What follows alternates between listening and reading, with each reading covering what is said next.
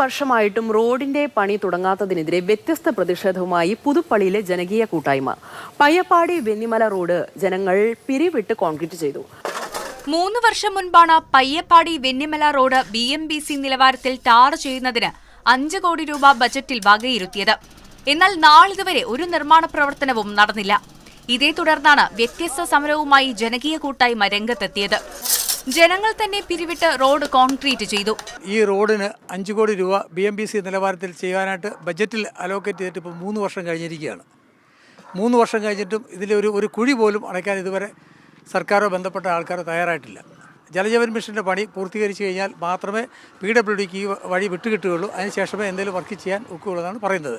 ഇവിടെ തന്നെ നിരന്തര അപകടങ്ങൾ നടക്കുന്ന ഏരിയ. നിരവധി സ്കൂൾ ബസ്സുകളും സ്വകാര്യ ബസ്സുകളും കടന്നു പോകുന്ന വഴിയിലാണ് ഈ ദുരിതം. ജൽജീവൻ പദ്ധതി ഏറ്റെടുത്ത കോൺട്രാക്ടർ പണി കൃത്യസമയത്ത് പൂർത്തിയാക്കാത്തതാണ് പ്രതിസന്ധിക്ക് കാരണമെന്നാണ് പൊതുമരാമത്ത് വകുപ്പിന്റെയും ജല അതോറിറ്റിയുടെയും വിശദീകരണം. അതേസമയം കോൺക്രീറ്റ് ചെയ്ത റോഡിന്റെ ഉദ്ഘാടനം വരുന്ന ഞായറാഴ്ച ചാണ്ടി ഉമ്മൻ MLA നിർവഹിക്കും.